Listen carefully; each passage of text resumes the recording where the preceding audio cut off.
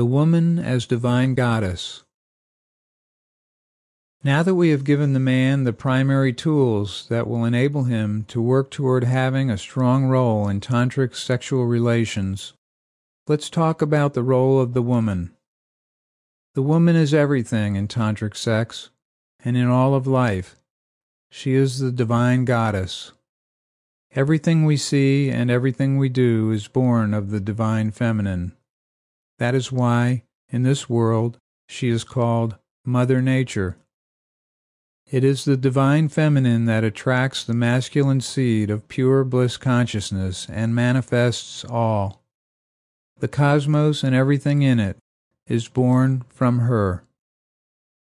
When a man and woman engage in sexual relations, it is a microcosm of this great divine process.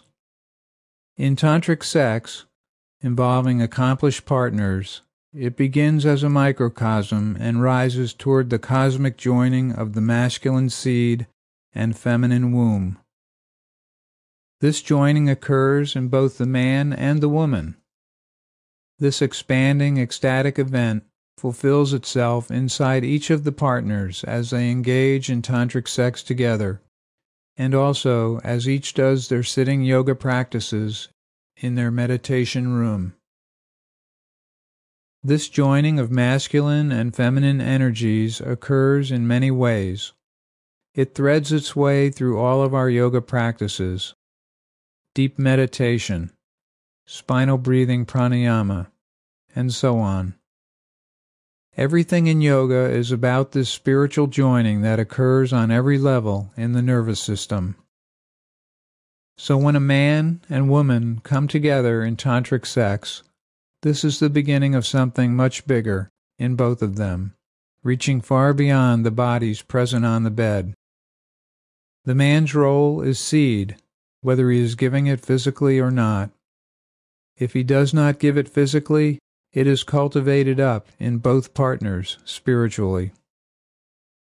The woman's role is divine goddess, the flower garden of ecstatic bliss. She calls the seed from the man.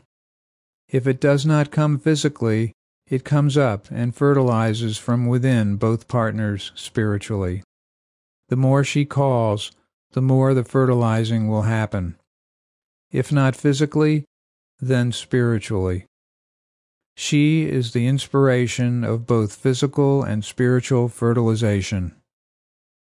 This is the essence of the woman's role in tantric sex. She is the temptress of the physical seed and the temptress of the spiritual seed. If the physical seed does not come, the spiritual seed will. Her lovely divine bliss and waves of beauty will bring the seed out.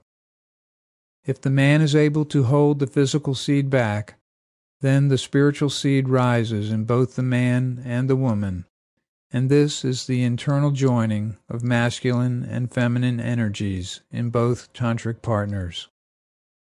Tantric sex is about that, about stimulating the internal divine union in both partners.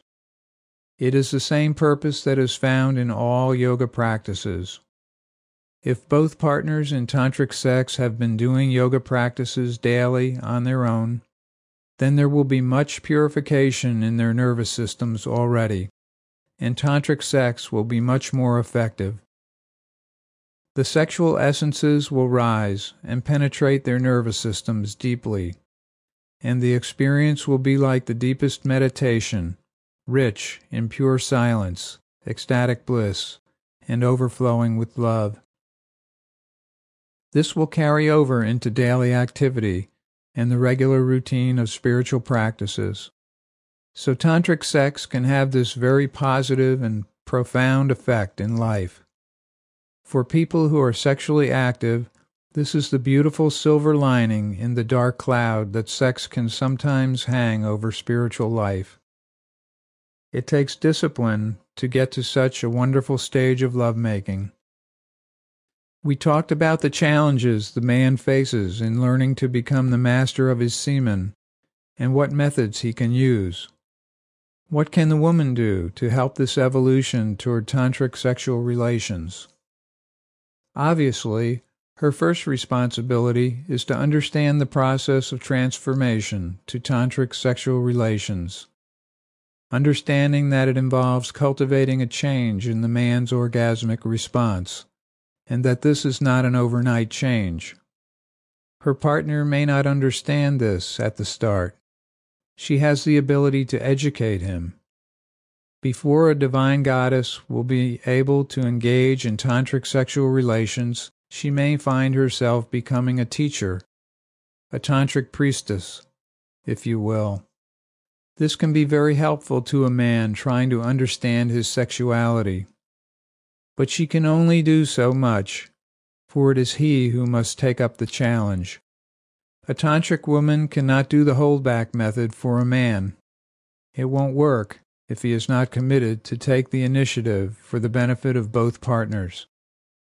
If the woman takes the lead in the holdback method, it produces the same kind of escalating arousal in the man that occurs in the woman when the man is in the lead.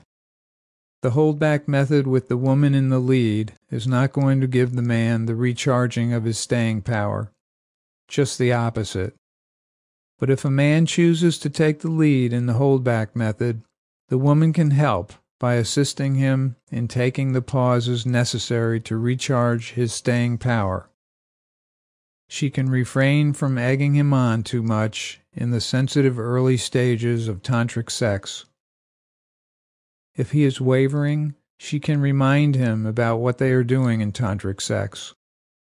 This requires self-discipline in the woman, because instinctively she wants the semen inside her yoni, just as instinctively he wants to release it in her. If the man is consciously trying to practice the holdback method, the woman can help. In the beginning, it will be challenging for both partners, like tiptoeing through a minefield. With persistence and practice by both the man and the woman, the sexual relations can be gradually changed to something much more. In intimate relations where the woman is present while the man is masturbating, or if she is stimulating his lingam by means other than intercourse, she can help as he cultivates his staying power through cycles of stimulation and pauses. She can also learn to perform the ejaculation blocking method on her partner in such situations, though if it gets to that point very often, her presence may be providing more stimulation than is necessary for his training purposes. So, there is a question whether having the woman present while the man is doing self-training is a good idea. Nevertheless, if it is in the nature of the relations between a man and woman to be together intimately like that, then it is certainly good for the woman to know the methods the man is working with, and to help him apply them as much as possible. It is in the best interest of both partners, and yoga, that the man continue improving his staying power, whatever the sexual situation may be. If she is aware of the process, there will always be opportunities for her to help him. This could be as simple as giving him the time necessary to do self-training alone. So, just as it is a challenging period of adjustment for the man in the beginning stages of tantric sexual relations, it can be challenging for the woman too. While he is working to build staying power in front of orgasm, she may be curbing her natural abilities to draw the semen from him. It is a transition period that both the man and woman will go through, a time of training and readjustment.